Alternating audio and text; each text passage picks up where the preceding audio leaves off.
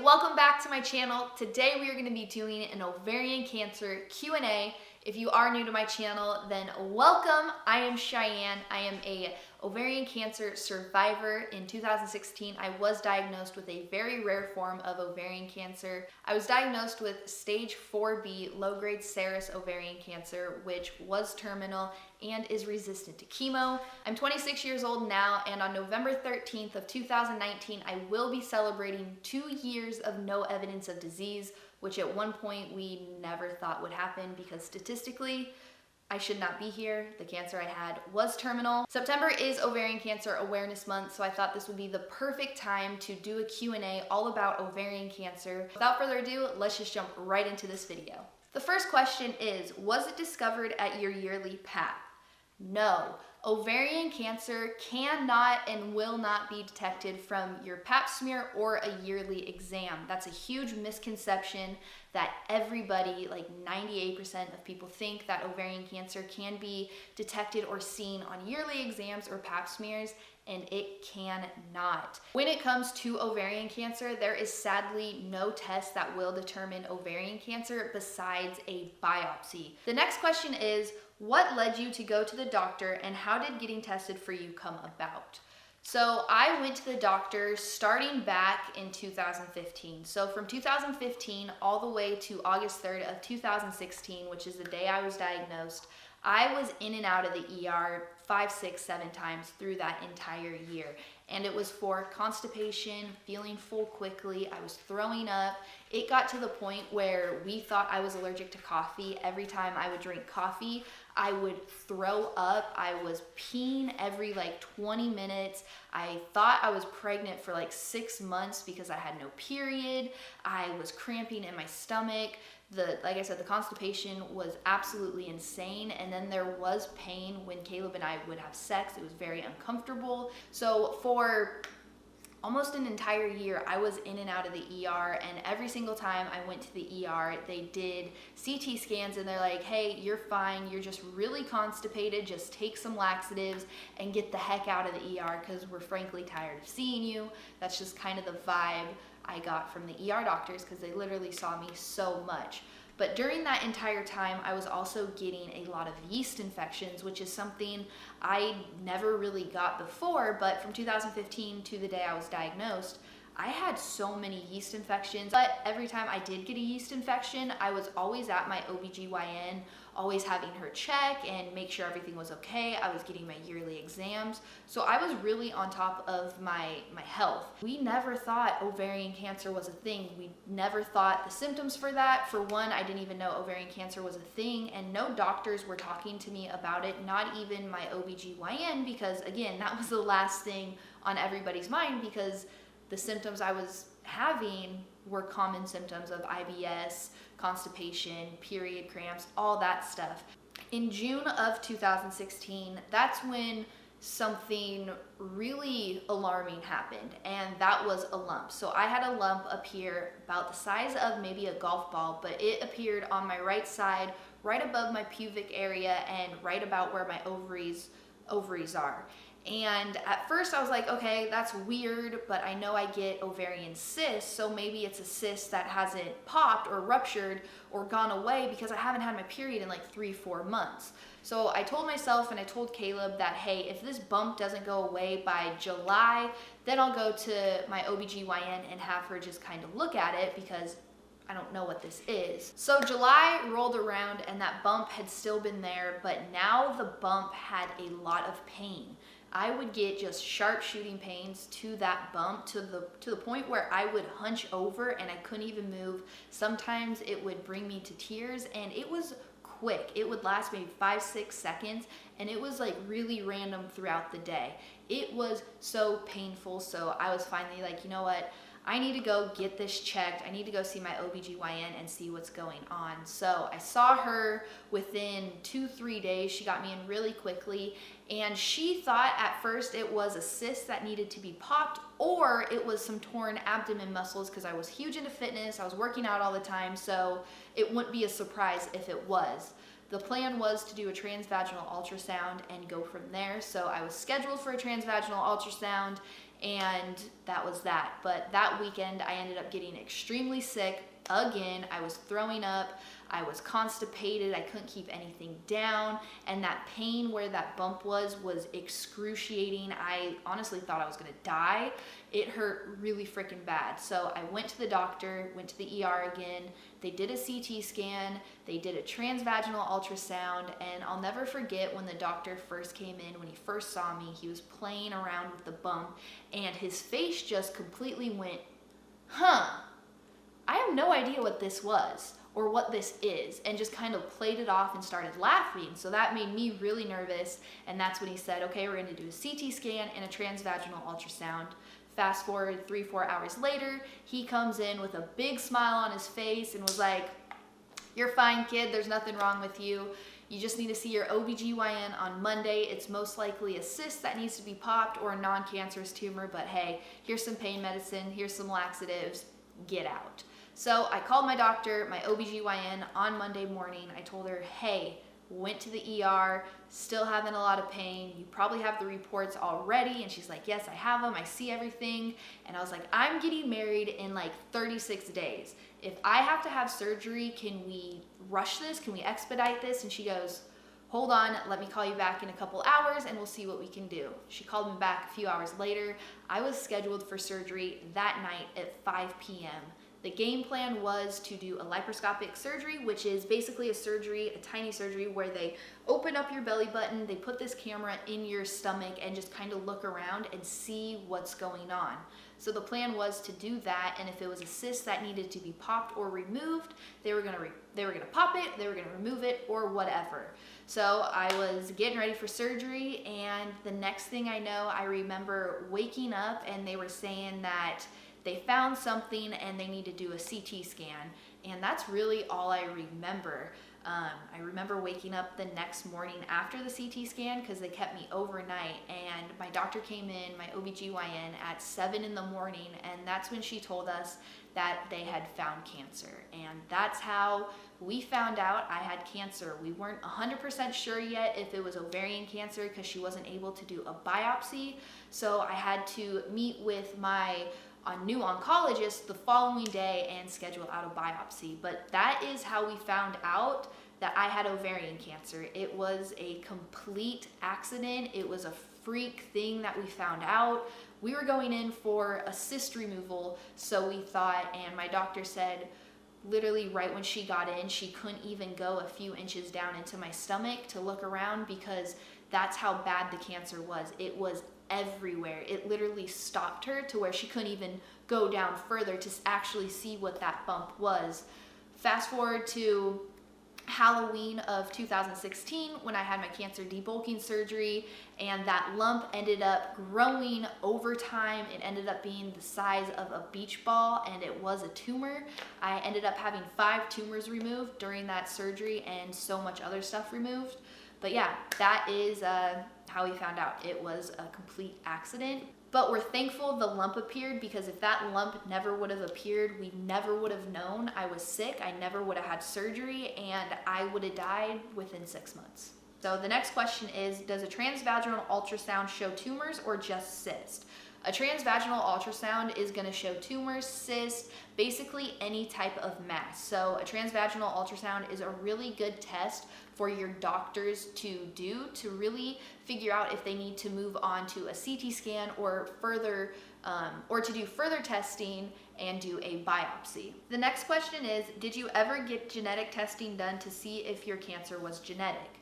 We did get genetic testing done 2-3 days after I was diagnosed with cancer, and that's because on my Nana's side, there is a ton of breast cancer, and breast cancer and ovarian cancer, they're like sisters. They are freaking just like this. So I had to get the BRCA1, BRCA2, and full gene panel testing.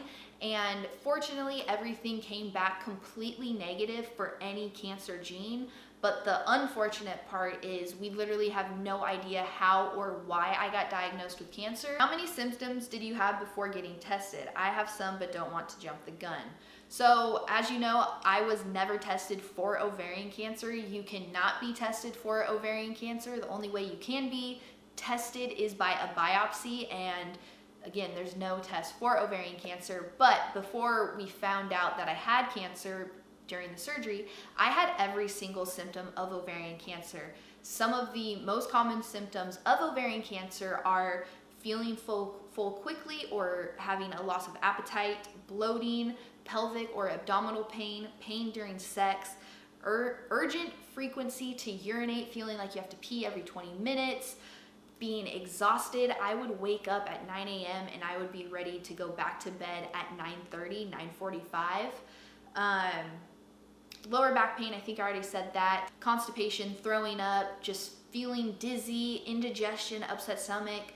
So many symptoms. They're so common, but I will also have a link down below to a website where you can learn even more information about ovarian cancer and all the signs and symptoms. The next question is, do you think that the shape you were in helped you fight cancer better? I mean, doing sports and all.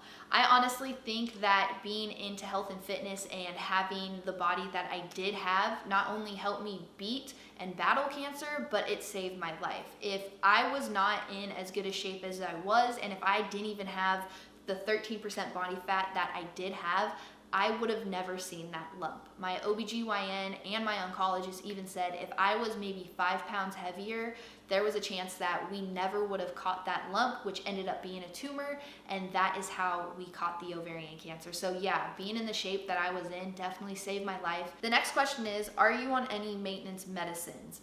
I am on one pill and it's called letrozole. I take that every single day. It's a hormone and estrogen blocker just to really decrease the hormones in my body and decrease the estrogen, because ovarian cancer does run rampant if you have too much estrogen or too many hormones in your body.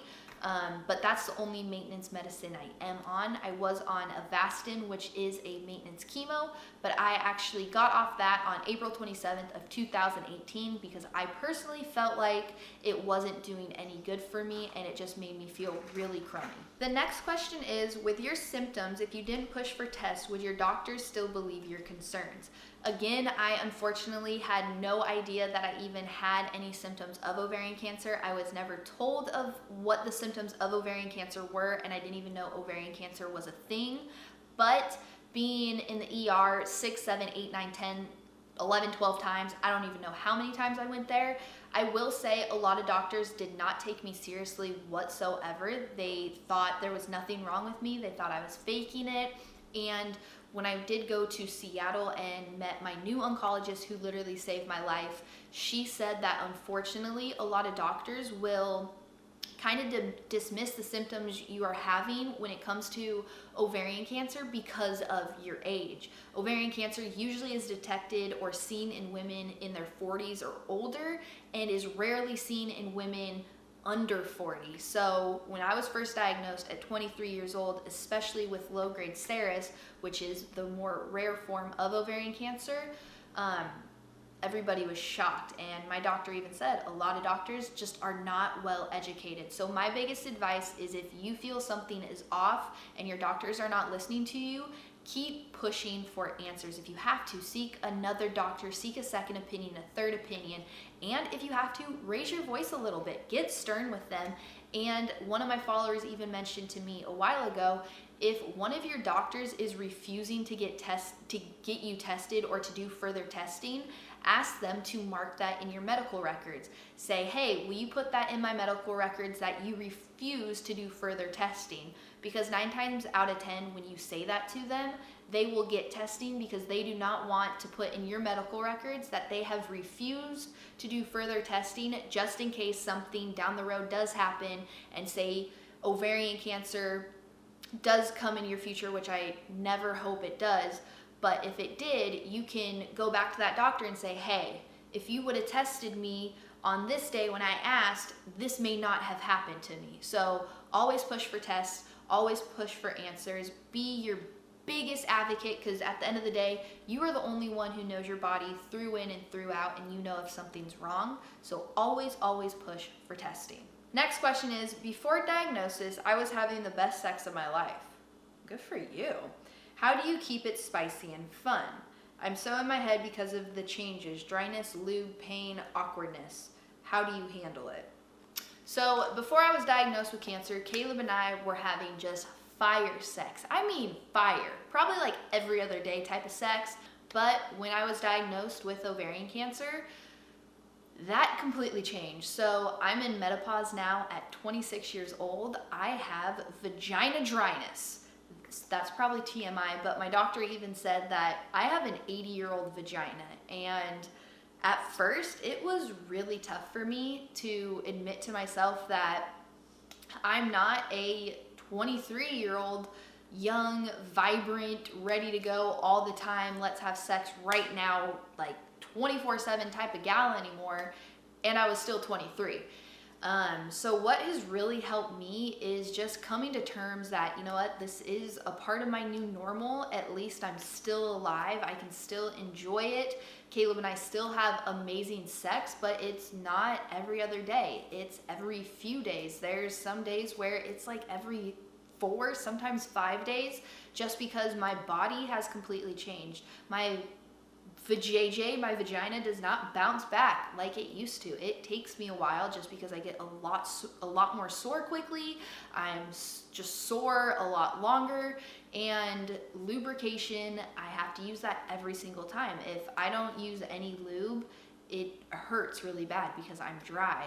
But what we've learned to do to keep things kind of spicy is we role play. We do it in different parts of the house. We try different positions. We role play. We do all different type of things just to keep it spicy. That's basically how we keep it spicy. We even have gone to a sex store. We've gotten some costumes for myself. We've just tried different things. We have sex cards to play games. So it's all about just experiencing and trying new things. It's really uncomfortable in the beginning, but now it's really fun. Next question is, was during cancer or after cancer harder for you physically and mentally? I want to say physically and mentally, they were 2 different times and 2 different things. So physically for me, it was the hardest during my battle with cancer. And when I say physically, I don't mean going through everything. I'm talking about just body-wise. For me, my body went from 130 pounds to 97 pounds of skin and bone. So physically, it was really hard. I wasn't able to go to the gym every day like I was. I was going maybe 1 or 2 times a week. But physically, yeah, it was a lot harder for me during my battle than it is now, because now I'm back onto my schedule. I can go to the gym all the time. I love how my body looks. It took me a while to love how my body looked when I was 97 pounds, but mentally, it is harder now after cancer than it ever was during cancer. And I thought I would never say that because I'm cancer free, I'm healthy. So why is it mentally harder for me now than when I was literally almost dying and was told that I may not make it to my 24th birthday? And I think it's just because now after cancer, you always have that reminder of any little pain, like, oh my gosh, is it back? Or if I'm constipated for 3 days, oh my gosh, is it back? Then you'll get survivor's guilt if you are having a bad day and you're just like, oh my gosh, this day sucks, da da da da da. But then you see your friends who are still going through treatment, going through clinical trials, you see them and you're just like, why am I feeling like this? You should be having the best day ever, 24/7, 365 days out of the year, because you're alive and you don't have any cancer in your body. So for me mentally, it's way freaking harder now because I do have PTSD, I have survivor's guilt, I have horrible anxiety, and when I was battling it, I had none of that. I was just more focused on being happy, doing the things I love, laughing, joking, and worrying about cancer was honestly never on the front of my mind. Obviously, I knew I had cancer, but I wasn't like, oh my gosh, I have cancer. It was, hey, what are we doing today? Let's go get some food. Let's go dance. Let's go try some new things. But yeah, so that's how it's been for me after cancer. It's definitely been harder mentally. Last question.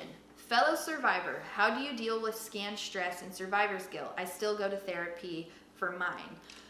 So scanxiety is real. I have been almost 2 years of no evidence of disease, and I still get scanxiety every single time that I do have a scan. But what I've realized helps me is just listening to my worship music, talking to somebody about it, like a therapist or even my husband, and just being a human, letting myself feel the anxiousness, feel the stress, feel the nervousness, and realize that, hey, this is okay, I'm human, I have a right to feel these emotions, but I also don't let myself set up camp in those emotions, in that stress, in that anxiety, or in that worry.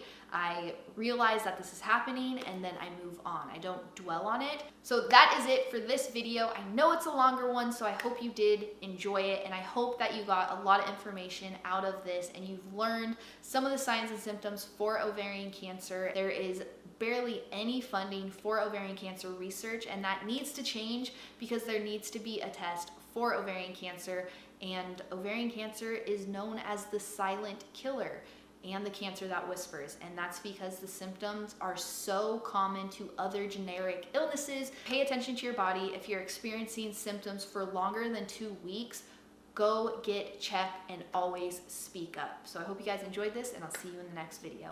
Bye.